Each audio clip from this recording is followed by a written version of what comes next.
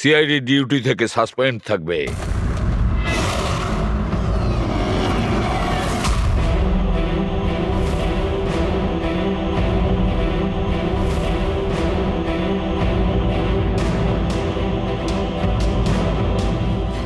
এক minute sir.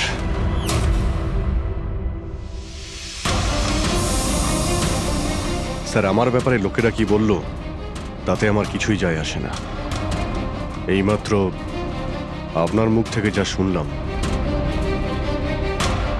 তাতে খুব কষ্ট হচ্ছে স্যার। যা কিছু হয়েছিল আপনার সামনেই হয়েছিল, আপনিও ওইখানে ছিলেন। আপনার বুকে হাত দিয়ে বলুন তো স্যার, আমি কি ইচ্ছে করে ওই লোকটাকে মেরেছি? আর যদি আপনার উত্তর হ্যাঁ হয়, তাহলে আমি আদালতের সিদ্ধান্ত শোনার আগেই নিজে গিয়ে ফাঁসি কাটে ঝুলে পড়বো স্যার। অভিজিৎ, রিল্যাক্স। না দয়া, অনেক হয়েছে। এরকম অনেকবারই হয়েছে। অনেক সময় দেখেছি কিছু মানুষেরা আমাদের উপরে অপবাদ দেয়, আর স্যার আমাদের পক্ষে থাকার বদলে আমাদের সাসপেন্ড করে দেন। আর আপনারা বড় বড় কথা বলছিলেন মানবাধিকারের। কি বলছিলেন আপনি? আমাদের হাত থেকে বন্দুক নিয়ে নেওয়া উচিত। আজ আপনারা বাড়িতে সুরক্ষিত হয়ে যে হোলি আর দীপাবলি কাটাতে পারেন, সেটা সেই কারণ আমাদের হাতে বন্দুক রয়েছে। সারা রাত ধরে আমরা জাগি যাতে আপনারা নিশ্চিন্তে ঘুমোতে পারেন। যখন অপরাধী এইখানে কপালে বন্দুক ঠেকায় না আর বুকে গুলি চালানোর জন্য হুমকি দেয়, ঠিক তখন আপনাকে এটা মনে করিয়ে দেওয়া হয় যে আপনি অপরাধীকে গুলি করতে পারবেন না, শুধু পায়ে গুলি করতে পারবেন। সেই দিন আমি আপনাদের কাছে হিউম্যান রাইটস আর মানবাধিকারের স্পেলিং জিজ্ঞাসা করব। সেই দিন। আজ আমি সবার সামনে জোর গলায় বলতে চাই, বালার মতো অপরাধীদের বেঁচে থাকার কোনো অধিকার নেই। এমনি তো আদালত তোকে ফাঁসিরই হুকুম দিত।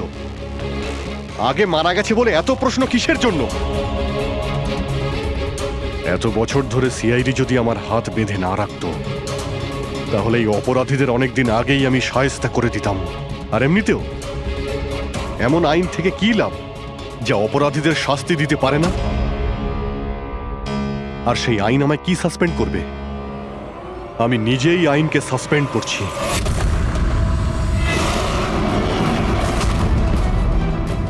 মনে সাহস আর পকেটে রেজিগনেশন নিয়ে আমি সবসময় ঘুরি।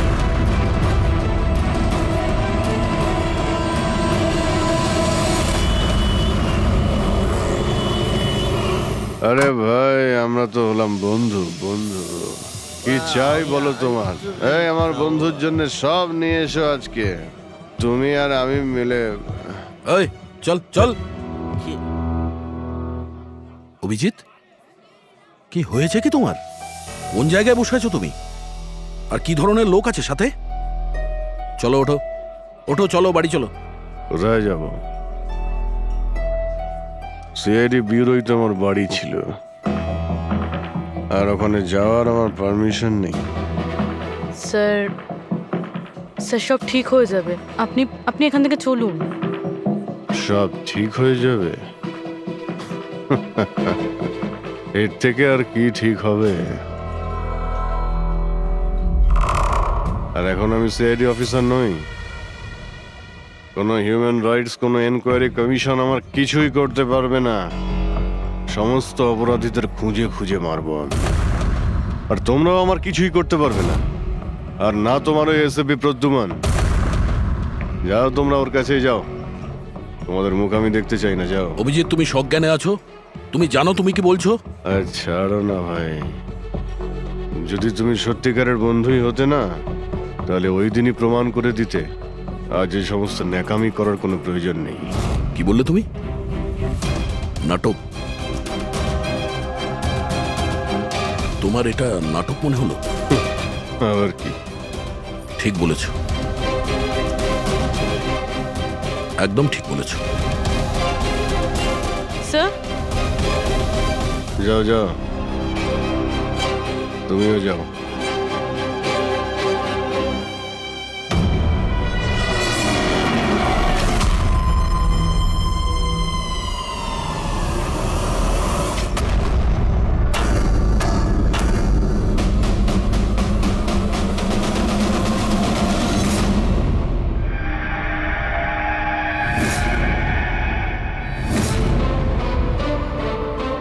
এই, কে এখানে? আমার চোখ কেন বেঁধে রেখেছ? বলো আমাকে, কোথায় নিয়ে এসছো আমাকে? কে তোমরা? এই, বলো আমাকে।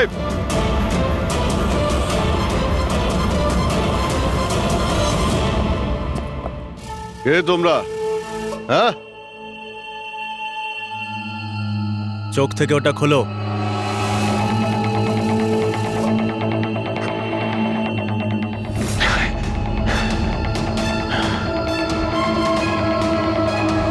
তোমরা জানো কাকে কিডন্যাপ করেছো?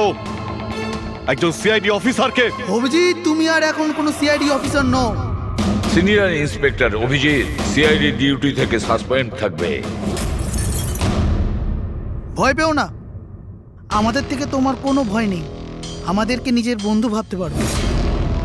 বন্ধু? তোমরা কারা বলবে? সব জেনে যাবে অভিজিৎ, আমরা কে আর তোমার থেকে কি চাই। অন্ধকারে লুকিয়ে রয়েছো কেন? সাহস থাকলে সামনে এসো। আমরা অন্ধকারে আছি কারণ এই দেশ আর সমাজ আমাদেরকে আলোতে কাজ করতে দেয় না। তার মানে আমরাও তোমার মতো একজন আইনের রক্ষক, কিন্তু তুমি আইনের ছাতার তলায় কাজ করো আর আমরা ওর বাইরে। আমরা অপরাধীদের সরাসরি সুবিচার দিয়ে থাকি, না কোর্ট, না কাছারি, না এনকোয়ারি কমিশন, সোজা মৃত্যুদণ্ড। এক মিনিট, তোমরা কি বলছো? আমি কিছুই বুঝতে পারছি না। চিনতে পারছো একে? এ তো মালবিকা, নামেই সোশ্যালাইট, কিন্তু অনেক আতঙ্কবাদী সংগঠনের সঙ্গে যুক্ত। Good, next. একে আবার চিনব না? সবাই জানে ও রিয়েল এস্টেটের ব্যবসায়ী, কিন্তু তার আড়ালে ড্রাগসের ব্যবসা। উইলিয়াম? এ তো উইলিয়াম। 7টা মার্ডারের কেস আছে এর উপরে। That's right. কিন্তু এদের ছবি তোমরা আমায় কেন দেখাচ্ছ? আমার কাছে কি চাইছো? বলবো, প্রথমে তুমি এটা বলো যে যদি তুমি এটা জানতে পারো যে এই অপরাধীদের আইন কখনোই সাজা দিতে পারবে না, তখন তুমি কি করবে? যদি এরা কখনো শাস্তি না পায় তো?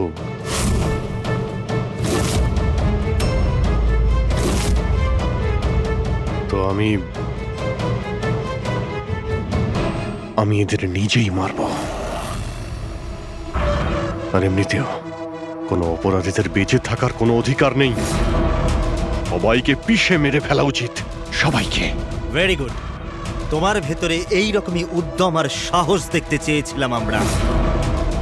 আমি তোমার যন্ত্রণা বুঝতে পারি অভিজিৎ। যদি বালা ভুল করে মরেও যায় তাতে কি আর হবে? ছিল তো ও একটা অপরাধী, না? এবার তুমিই বলো অভিজিৎ, এত বছরের চাকরির এই যে পুরস্কার পেয়েছো তুমি, এটা কি ঠিক? এদের মতো অফিসারদের জন্যই আইনের নাম খারাপ হচ্ছে দেশে। আর মানবাধিকারকে মুছড়ে রেখে দেয় এই সব আইন রক্ষকরা। হাতে বন্দুক কি শক্তি এসে যায়? এনাদের মনে হয় কি যা খুশি তাই করবে। না, এটা একদমই ঠিক নয়।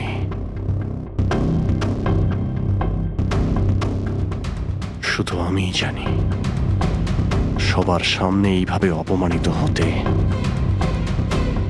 ঠিক কেমন লাগে, কতটা যন্ত্রণা হচ্ছে আমার। আমরা বুঝতে পারছি অভিজিৎ, এই জন্যই তো তোমার দিকে বন্ধুত্বের হাত বাড়াতে চাই। আমাদের গ্যাংয়ের কাজ হলো এই অপরাধীদের শাস্তি দেওয়া, যাদেরকে আদালত খোলা ছেড়ে দিয়েছে। হাত মেলাবে আমাদের গ্যাংয়ের সাথে?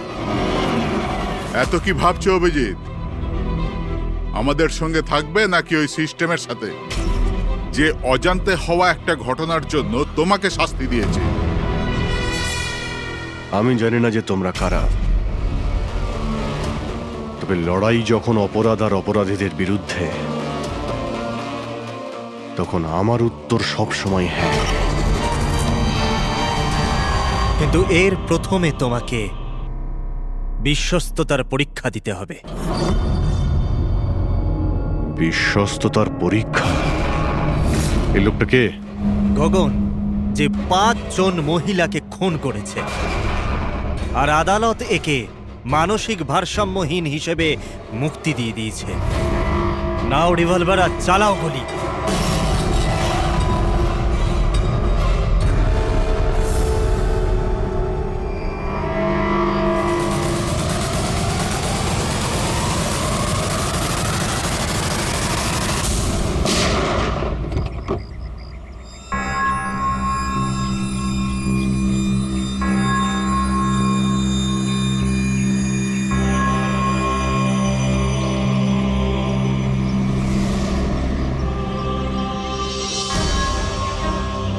আমাদের ফোনের অপেক্ষা করবেন।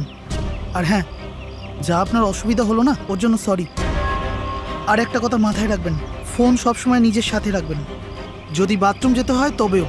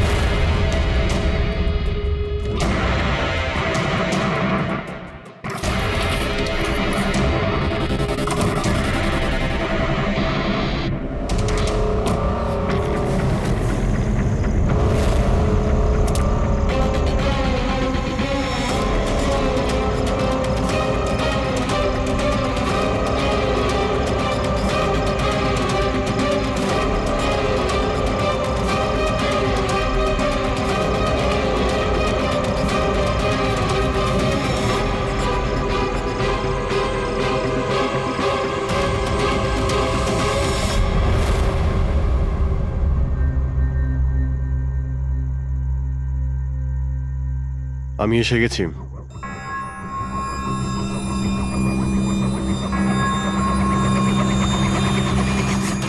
আমাদের সন্দেহই ঠিক।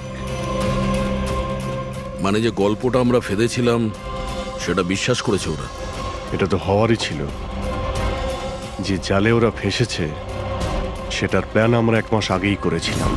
তবে স্যার, এত নামী অপরাধীদের একের পর এক খুন হওয়া, এটা কোনো কোইন্সিডেন্স হতে পারে না। স্যার, এই সমস্ত অপরাধীদের নতুন শত্রু কে এসছে? সেটাই তো আমি ভাবছি দয়া।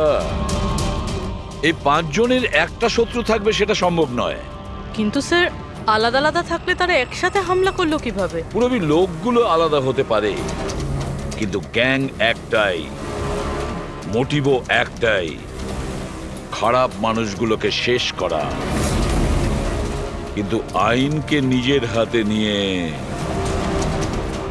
আলাদা আলাদা শহরে আলাদা আলাদা সময় খুন করা, এত লম্বা প্ল্যানিং কেউ একা করতে পারবে না। একদম ঠিক বলছো অভিজিৎ। মনে হয় তুমি কিছু পেয়েছো। হ্যাঁ হ্যাঁ বস।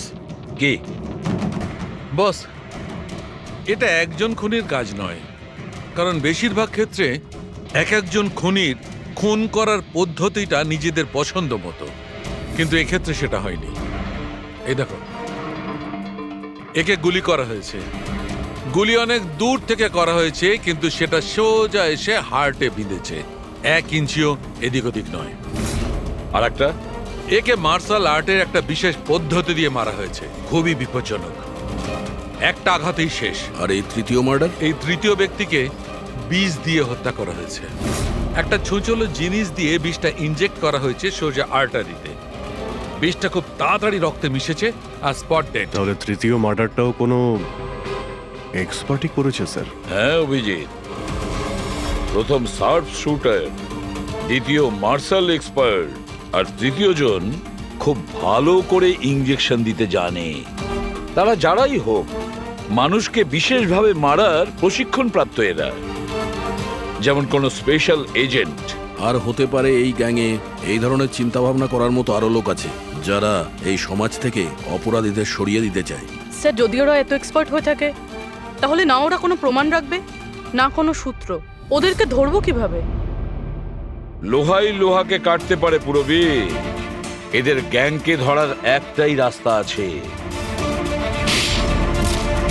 বালার মৃত্যুর নাটক। সবকিছু প্ল্যান অনুযায়ী হচ্ছিল স্যার। তারপরে ওরা আমাকে ট্রিগার প্রেস করে একটা লোককে মেরে ফেলতে বলে। আর তুমি ট্রিগারে চাপ দিয়েছিলে? Yes sir. এসব কি হচ্ছে? হ্যাঁ, বলেছিলাম না আমরা, তোমার পরীক্ষা নেওয়া হবে এটা দেখার জন্য যে তুমি এই কাজটাকে পরিণতি দিতে পারবে নাকি। আমায় কাকে মারতে হবে? এমন একজন মানুষ যে মানুষ বলার যোগ্যতা হারিয়েছে, দেশের উত্তরের রাজ্যগুলোতে ড্রাগসের ব্যবসা করে, আর জানি না এর জন্য কত যুবক নিজের জীবন বরবাদ করে দিয়েছে। তার নাম? নিজেকেও অনেক বড় বিজনেসম্যান মনে করে, কিন্তু ড্রাগ ডিলিং করাই হলো ওর আসল কাজ। একবার যদি ও শহরে ফিরে আসে, ব্যাস তারপরে ওর কাজ শেষ। নাম? নামে কি এসে যায়? গুলি মারবার ঠিক 1 ঘন্টা আগে তোমাকে বলে দেওয়া হবে যে কবে আর কোথায় গুলি চালাতে হবে। ট্রিগার কি করে টিপে দিলে? ওর যদি কিছু হয়ে যেত, মারা যেত তো? না দয়া, কিছুই হতো না। ওই বন্দুকটা হাতে নিয়ে আমি বুঝতে পেরেছিলাম ওই বন্দুকের মধ্যে কোনো গুলি ছিল না। অভিজিৎ, ওদের সাথে এমন ভাবে মিশে যাও যেন তোমাকে সন্দেহ না করতে পারে। এটাই হলো রাস্তা ওদের কাছে পৌঁছানোর।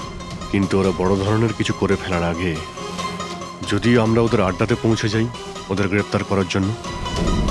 কিন্তু ওদের আড্ডায় পৌঁছাবো কি করে? তোমার চোখে তো পট্টি বাঁধা থাকে। চোখ বাঁধা ছিল, কিন্তু দয়া, ওদের আড্ডা থেকে বাড়ি পৌঁছানো পর্যন্ত আমি রাস্তাগুলো ভালো করে ফিল করেছি। আর যা কিছু আমার মনে হয়েছিল সব পেন ড্রাইভে রেকর্ড করেছি। এগুলো আমার জামা কাপড় আর জুতো। যদি এর থেকে কিছু সাহায্য পাওয়া যায় ওদের আড্ডায় পৌঁছানোর জন্য। স্যার, যা করতে হবে তাড়াতাড়ি করতে হবে। যে কোনো সময় আমার কাছে ফোন আসতে পারে ওই ড্রাগ ডিলারকে মারার জন্য। আর আমি এই ধরনের কাজ করতে চাই না যার পারমিশন আইন আমাকে দেয় না। যতক্ষণ আইন না বলছে আমরা কাউকে মেরে ফেলতে পারি না, সে কোনো বড় অপরাধী হলেও।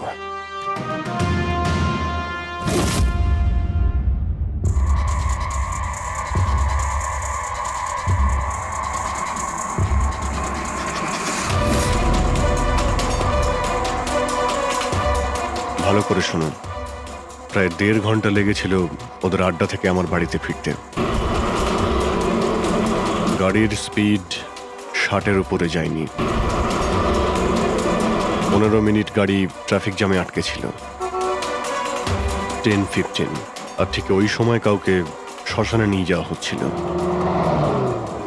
আর হ্যাঁ, যখন আমি আড্ডা থেকে বেরিয়েছিলাম তখন ওখানে কোনো মন্দিরে আরতি হচ্ছিল যা মাইকে বাজছিল। প্রায় সব মিলিয়ে 6টা সিগন্যালে গাড়ি দাঁড়িয়েছিল, আর প্রায় 5টা ফ্লাইওভার ছিল। প্রত্যেকটা ফ্লাইওভার ক্রস করতে 40 থেকে 50 সেকেন্ড লেগেছিল। রেলওয়ে স্টেশন, একটা ফ্লাইওভারের নিচে রেলওয়ে স্টেশন ছিল যেখানে ট্রেনের অ্যানাউন্সমেন্ট হচ্ছিল। স্যার। হ্যাঁ বলো। এই দেখুন স্যার, এই দেখুন, অনিকেত কুমার স্যার। সিবিআই 2 দিন আগেই ওর সঙ্গে কথাবার্তা বলেছে। স্যার, দেশে অনেক জায়গায় ও ড্রাগসের ব্যবসা করে। এখন কোথায়? ফ্রেডি স্যার দেখছেন স্যার। স্যার, এটা প্যাডি, ধান। ও ধান। ওই যে তুমি অভিজিতের জামা থেকে যে সুতোটা এনেছিলে সেইটা একটা বস্তা সুতো, পাটের বস্তা। তাহলে ধান আর পাটের সুতো, তার মানে হচ্ছে এটা কোনো গোডাউন, কোনো একটা গোডাউনকে আস্তানা বানিয়েছিল ওরা। এমন একটা গোডাউন যেখানে সবজি বিক্রি হয়, অথবা কোনো ধানের কল। স্যার, স্যার এই রুটটা নিয়েছে এরা। রুটটা সেই রকমই যেরকম অভিজিৎ স্যার বলেছে। আমার মনে হয় এটাই। গুড জব পুরবি। হ্যাঁ ডক্টর সালুকে, কি অভিজিৎকে আনাজের গুদামে রাখা হয়েছিল? অনিকেত আজকে সকালেই গ্রিস থেকে ফিরেছে, এখনো অব্দি অফিসেও যায়নি। আচ্ছা, গ্যাং থেকে ফোন আসবে অভিজিতের কাছে, আসবে ফোন।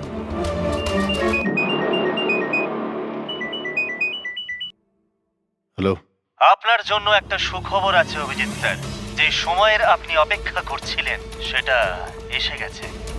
আজকের এই শুভ দিনে এক অপরাধী শাস্তি পাবে। ঠিক 1.5 ঘন্টা পরে একটা কালো রঙের গাড়ি আসবে আপনার কাছে, আর বলে দেওয়া হবে আপনি কার ওপর আর কখন গুলি চালাবেন। হ্যাঁ কিন্তু রাইফেল কোনটা? তাতে কি যায় আসে রাইফেল কোনটা? আপনাকে তো সিআইডি ট্রেনিং এ সব ধরনের ট্রেনিং দেওয়া হয়েছে, তাই না? হ্যাঁ, আমাকে সব ধরনের ট্রেনিং দেওয়া হয়েছে, কিন্তু আমার কাছে একটাই চান্স গুলি চালানোর।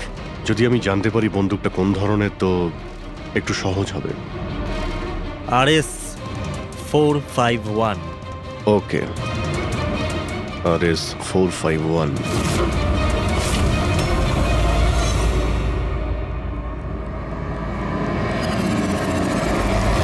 এটা কি বলছেন আপনি?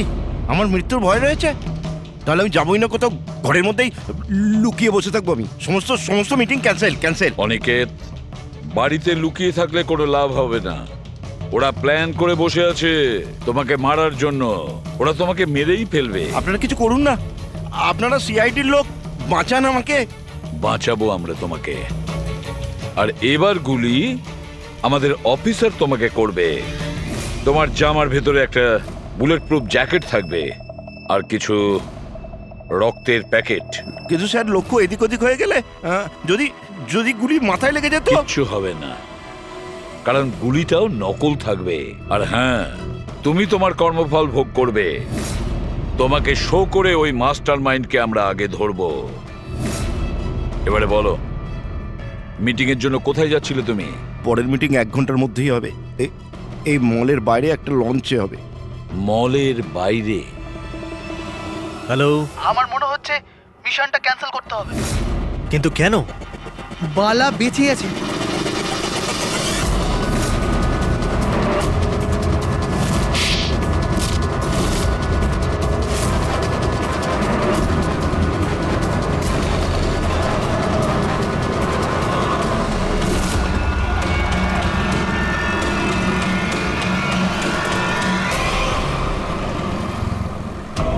খুব বড় বিশ্বাসঘাতকতা হয়েছে আমাদের সাথে। অভিজিতের হাতে কেউ খুন হয়নি। প্ল্যান ক্যান্সেল করব না আমরা। সিআইডি আর অভিজিৎকে এই বিশ্বাসঘাতকতার চরম মূল্য চোকাতে হবে।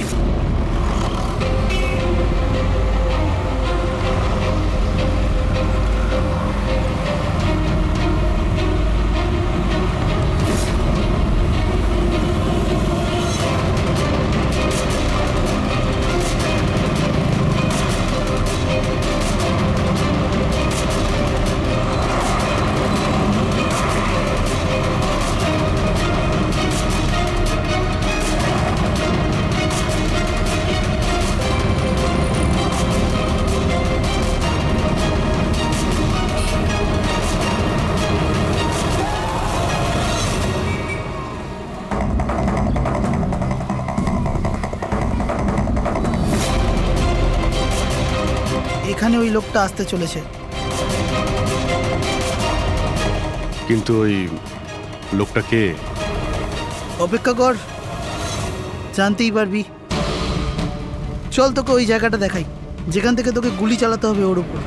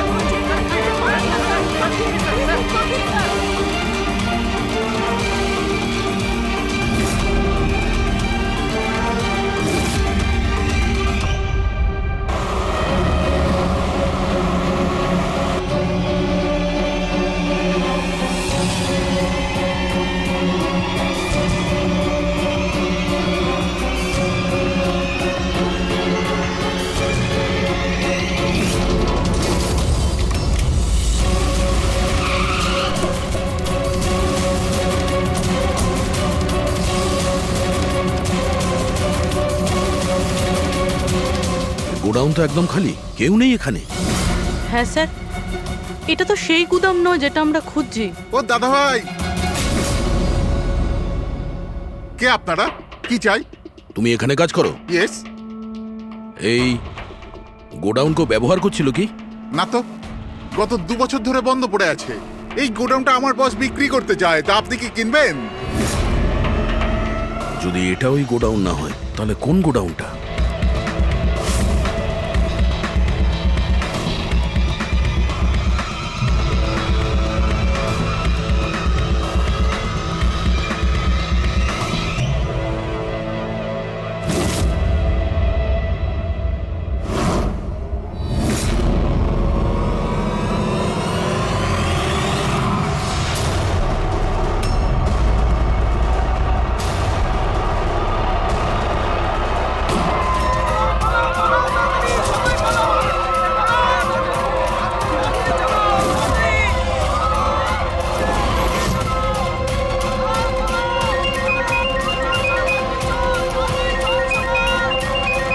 হ্যালো।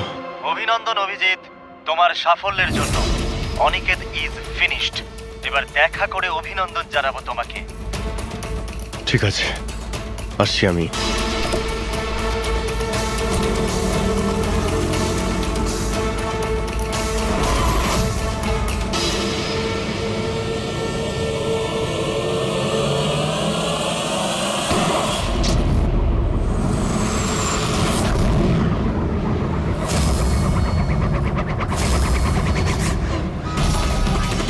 পঙ্কজ, ধরো, ছাড়বে না ওকে।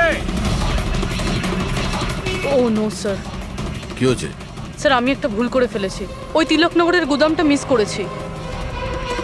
স্যার এই দেখুন স্যার, ওখানেও একটা মন্দির আছে, শ্মশান আছে, ফ্লাইওভার আছে আর রেলওয়ে ট্র্যাক। আচ্ছা, ওই গোডাউনটা না তো? কত দূর এখান থেকে? স্যার, ট্রাফিক জ্যাম নিয়ে 40-45 মিনিট লাগবে। স্যার, অপরাধীরা জানতো আমাদের প্ল্যানটা।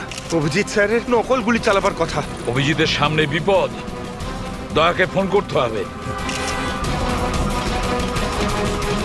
দয়া, দেখো অনিকেতকে কেউ গুলি করেছে, আসল গুলি। হ্যাঁ, অভিজিতের সামনে বিপদ। ওদের আড্ডা জানতে পেরেছো? না স্যার, খুঁজছি। তাড়াতাড়ি তাড়াতাড়ি দয়া, আমাদের হাতে টাইম নেই।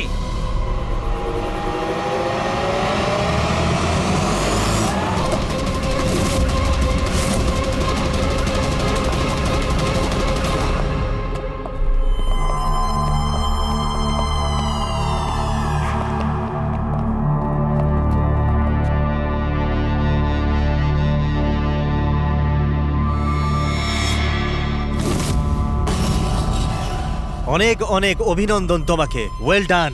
অনিকেতের মৃত্যুর খবর প্রত্যেকটা নিউজ চ্যানেলে দেখাচ্ছে, আর এখন তুমি আমাদের বিশ্বাস জিতে নিয়েছো। এই জন্য এখন অন্ধকার থেকে আলোতে এসে তোমার সাথে নিজেদের পরিচয় করাবো।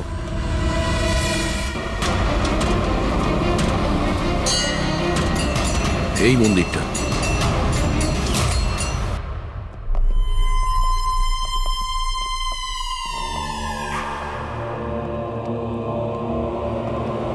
আমাদের প্যানেলিস্ট হলেন ex IB officer Sanjit sir, আর এক্স জাজ Mrs Mandira, ex army officer Mister Ranbir. ও, তো আপনারা? হ্যাঁ, আমরা। কেন চমকে গেলেন নাকি আমাদের দেখে? ভুলে গেলেন সেই দিনটা যখন শুধু আমি সমর্থন করেছিলাম আপনাকে?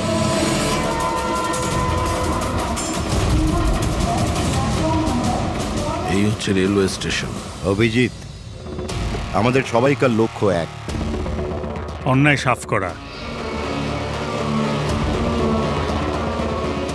কিন্তু আপনাদের চতুর্থ সঙ্গী, ওনার কি হয়েছে? উনি কেন সামনে আসছেন না? আমি সামনে আসবো না, কারণ তুমি একজন বিশ্বাসঘাতক।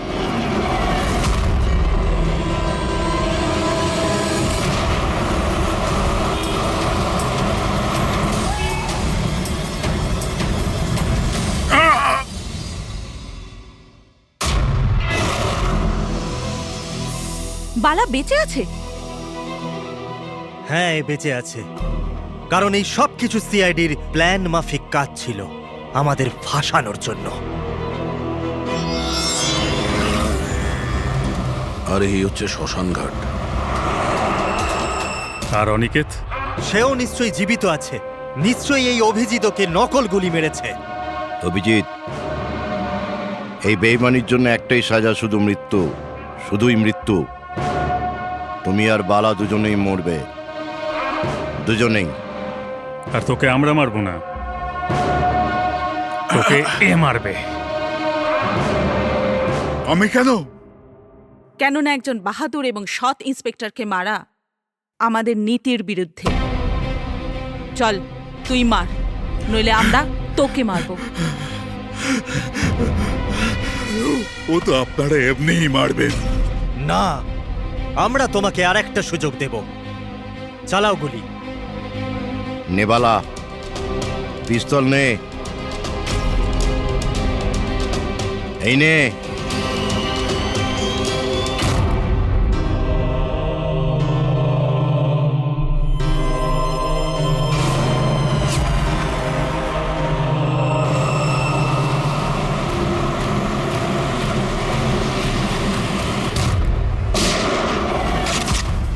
কেউ পালাবে না, চল। আমি আপনাদের হোস্ট অভয় কুমার। আমরা যা করেছি তাতে আমাদের কোনো আফসোস নেই। আমরা তো দেশের জন্য কিছু করতে চেয়েছিলাম, যেরকম আপনারা করে থাকেন। দেশের জন্য কিছু করা তো গর্বের বিষয়, কিন্তু তোমরা যে পথ বেছে নিয়েছো সেটা ভুল পথ, আইনের বিরুদ্ধে। তাহলে আইনই বা কোথায় 100% পারফেক্ট?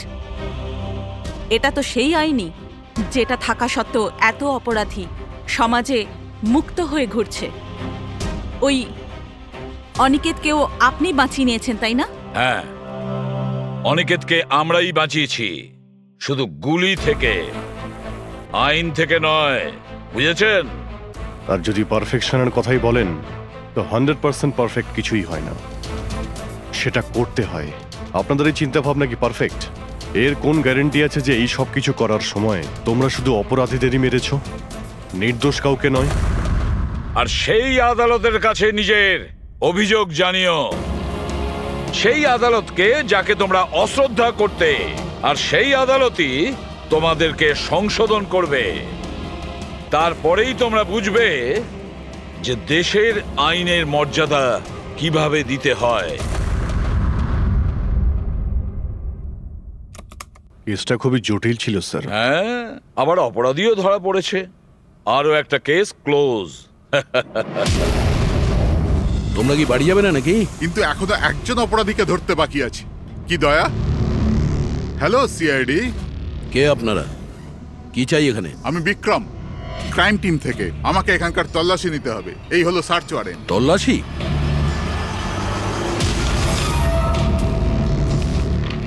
আমাদের আপনাদেরকে অনুরোধ যে আপনারা সবাই আমাদের সাথে কমপ্লিটলি কোঅপারেট করতে থাকবেন। এটা কি আমরা জানতে পারি যে তল্লাশি কেন নেওয়া হবে? দমনের ফাঁসির কেসে আপনাদের সবার এগেনস্টে কমপ্লেন্ট আছে যে আপনারা সবাই এভিডেন্স নষ্ট করতে চেয়েছিলেন।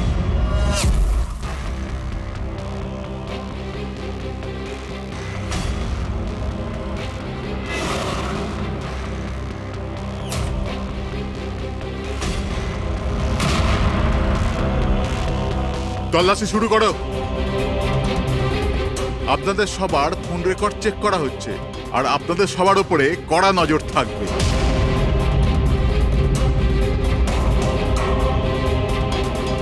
আর হ্যাঁ, আপনাদের সবার সাথে একা একা প্রশ্ন উত্তরও করা হবে। আমার আপনাদের ব্যক্তিগত পরামর্শ হলো, যাই বলবেন একদম সত্যি বলবেন। এটাই সিআইডির ভবিষ্যৎ তৈরি করবে। এই, আমরা সিআইডির কোনো গ্যাসের বেলুন নয়। আর তুমি কে আমাদের ফিউচার ঠিক করার? হ্যাঁ, সিআইডির অস্তিত্ব সত্যের উপরে দাঁড়িয়ে রয়েছে, মিথ্যের উপরে নয়। হ্যাঁ, আমি জানি আপনারা সিআইডির লোক, জানি আমি।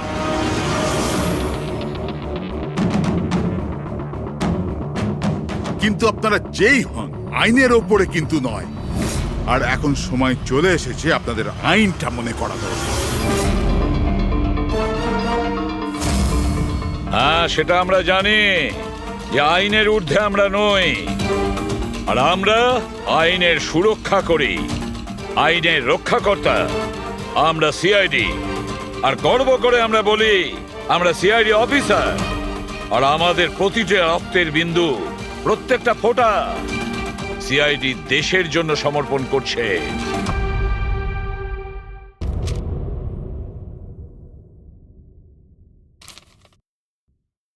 আমরা আপনাদের কেসটা খুব ভালো করে দেখলাম এবং আপনাদের কথাও শুনলাম। এটা পরিষ্কার যে আপনারা প্রোটোকল ভেঙেছেন। এর আগে যে আমরা কোনো সিদ্ধান্ত নেই, যদি আপনি আপনার পক্ষ নিয়ে কিছু বলতে চান তো বলতে পারেন। আপনারা যখন স্থির করেই নিয়েছেন যে আমরা প্রোটোকল ভেঙেছি, তাহলে বাকি থাকলো কি আমাদের ঠিক বলবার? দেখুন মিস্টার প্রদ্যুমান, আমাদের মধ্যে কোনো ব্যক্তিগত শত্রুতা নেই। আমরা যা বলছি তার সাক্ষী আছে। আর আমরা সবাই গত 20 বছর ধরে সিআইডিতে কাজ করছি। 20 বছর। এটা হেলাফেলা করিনি আমরা। সিআইডির কাজের জন্য আমরা আমাদের জীবন দিয়ে দিয়েছি। দেখুন, কোনো কোনো সময় সিচুয়েশন অনুযায়ী আমাদের ইনস্ট্যান্ট ডিসিশন নিতে হয়, কিন্তু প্রোটোকলের জন্য আমাদের চুপ করে থাকতে হয়। আর তারপরেও সেই অপরাধীকে তার শাস্তি পৌঁছে দিয়েছি। দেখুন, আপনাদের কথা আমরা বুঝতে পারছি, কিন্তু নিয়ম কানুন পালন করাটাও যে জরুরি সেটাও তো আপনারা জানেন। সবসময় নিয়মের উপর ডিপেন্ড করা যায় না স্যার। আমাদের কাজটাই এইরকম, সিচুয়েশন অনুযায়ী আমাদের ইনস্ট্যান্ট ডিসিশন নিতে হয়। আর যেখানে দয়ার প্রসঙ্গ বলছেন আপনারা, সেখানে প্রোটোকল ভাঙার দরকার ছিল, প্রয়োজন ছিল। দয়া একজন সাহসী ইন্সপেক্টর স্যার, সিআইডির জন্য সবকিছু করতে পারেন। আমরা কোনোভাবেই ওকে হারাতে চাইছি না। এরপরেও যদি আপনাদের মনে হয় যে আমরা প্রোটোকল ভেঙেছি, তাহলে যে শাস্তি আপনারা দেবেন আমরা অ্যাকসেপ্ট করব।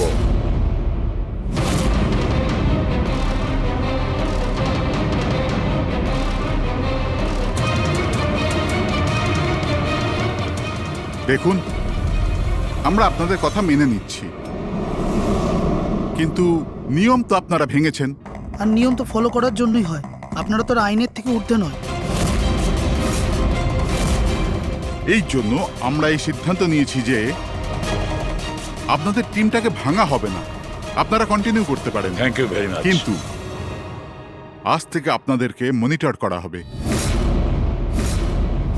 আপনাদের সমস্ত কেস একজন সুপারভাইজিং অফিসার মনিটর করবে, যাকে আমরা নিয়োগ করেছি।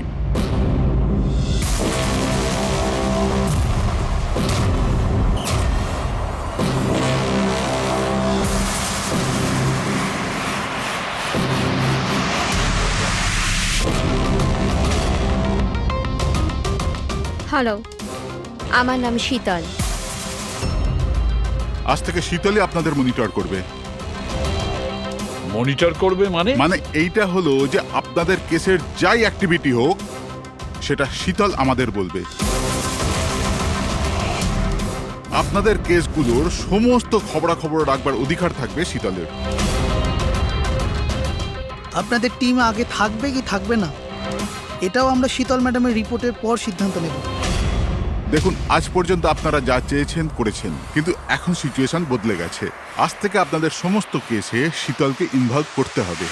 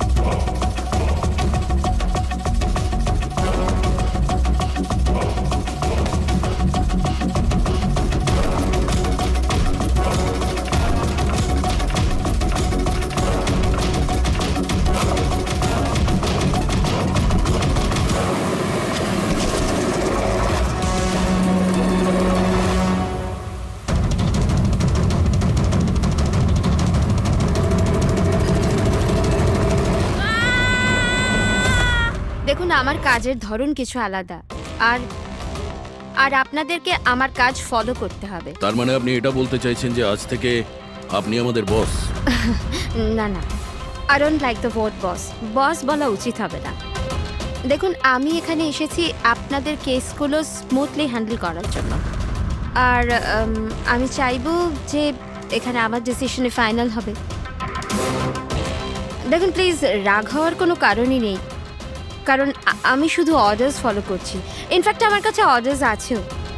আর এখানে পরিষ্কার লেখাই আছে যে আজকের পর যে কেসেরই আপনার ইনভেস্টিগেশনস করবেন ওটা আমার নজরের মধ্যে থাকবে। ইনফ্যাক্ট আমার লুক রাখতে হবে, আর প্রত্যেকটা ইনভেস্টিগেশন কেসের রিপোর্ট আমাকে দিতে হবে। And that also includes forensic investigation. আর এখানে এটাও লেখা আছে যে কোনো সাসপেক্টের সাথে যে কোনো ফিজিক্যাল ভায়োলেন্স করার আগে আমাকে জিজ্ঞেস করতে হবে। আর দেখুন, হ্যালো এসিপি প্রদ্যুমান। আচ্ছা ঠিক আছে, আমরা আসছি। ওকে, দুটো খুন হয়েছে, আমাদের বেরোতে হবে। এত তাড়াতাড়ি বেরোবেন আপনারা?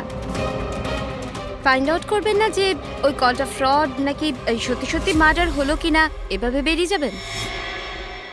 শীতল দেবী, আপনার কথা ভালো লেগেছে, কিন্তু ব্যাপারটা হলো দুটো খুন যেখানে হয়েছে আমাদের তাড়াতাড়ি সেখানে যেতে হবে। হ্যাঁ, আপনাকে সব রিপোর্ট আমরা পাঠিয়ে দেব। আপনাকে তো রিপোর্ট করতে হবে। Let's go.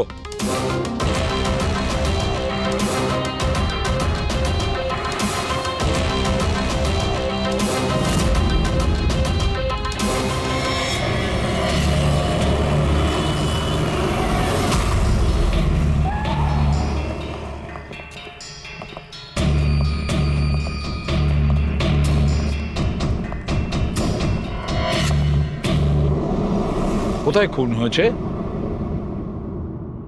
জানি না। জানো না? তার মানে আপনারাই ফোন করে বলেছিলেন যে খুন হয়েছে এখানে? দুটো খুন হয়েছে, তাই জন্যই আমি আপনাদের ডেকেছি। দুটো খুন হয়েছে, কিন্তু খুন কোথায় হয়েছে? লাশ দুটো কোথায়? জানি না স্যার, আমি শুধু শুনেছি। কি শুনেছো তুমি? চিৎকার চেঁচামেচির আওয়াজ? না, আমি সব কিছু শুনেছি, দেখেওছি, কিন্তু আমি ওখানে ছিলাম না। স্যার, ও কোনো বাজে স্বপ্ন দেখেছে তাই এই সব কথাবার্তা দেখুন বলছে। ম্যাডাম, স্বপ্ন নয়, আমি খুন হতে দেখেছি। কবে, কখন, কোথায় সেটা আমি জানি না, কারণ আমি ওখানে ছিলামই না। যখন আপনি ওখানে ছিলেনই না, তাহলে আপনি এই খুন হতে দেখলেন কি করে? এই টিউনের মাধ্যমে।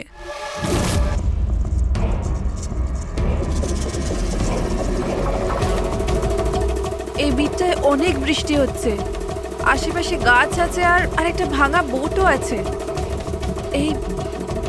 এই ড্রামটায় কেউ এই লোকটাকে টেনে নিয়ে যাচ্ছে, আর এই বিটটাতে ওই লোকটা ওকে পাথর দিয়ে মাথায় মারছে। আচ্ছা, তুমি ওদেরকে খুন হতে দেখেছো মিউজিকের পার্ট শুনে? এটা হয়নি তো যে এগুলো তোমার শুনে কিছু ভেবেছো, আন্দাজ করেছো? স্যার, আমি গেস করিনি। এই মিউজিকে আমি দেখতে পাচ্ছি। কিন্তু মিউজিকে খুন হতে দেখা কিভাবে সম্ভব? ম্যাম, অনন্যার শরীর খারাপ, তাই এরকম কথা বলছে। আপনি কে? স্যার, আমার নাম লতা, আমি এখানকার ম্যাট্রন। আমি ওকে ছোটবেলা থেকে চিনি, যখন থেকে ও অরফেনেজে এসেছে। কি অসুখ হয়েছে অনন্যার?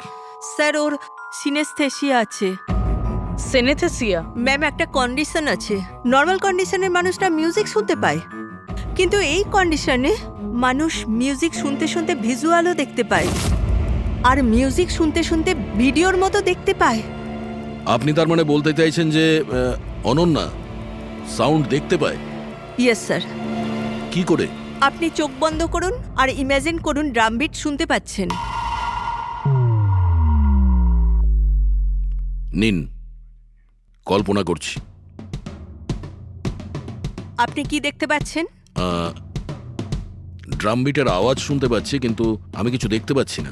এটা নর্মাল কন্ডিশনে হয়, কিন্তু সিনেস্থেসিয়াতে মানুষ মিউজিকের সাথে নিশ্চয়ই কিছু না কিছু দেখতে পায়। যেমন কিছু মানুষদের দেখতে পায়, রং দেখতে পায়, বা যে কোনো কিছু দেখতে পায়।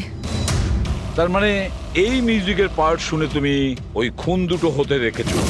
হ্যাঁ। আমার মনে হচ্ছে যে অনন্যা মিউজিক শুনে যেটা দেখছে ওটা আসলে নেই। ও ওটাকে ভিজুয়ালাইজ করছে, যেমন আমরা স্বপ্নে দেখি, কিন্তু স্বপ্নতে যেটা আমরা দেখি সেটা ভিজুয়ালাইজ করি, কিন্তু সেটা সত্যিকারের হয় না। স্যার না, স্যার আমি যেটা দেখছি সেটাই বাস্তব। যেটা আমি দেখছি সেটা খুব ভয়ঙ্কর।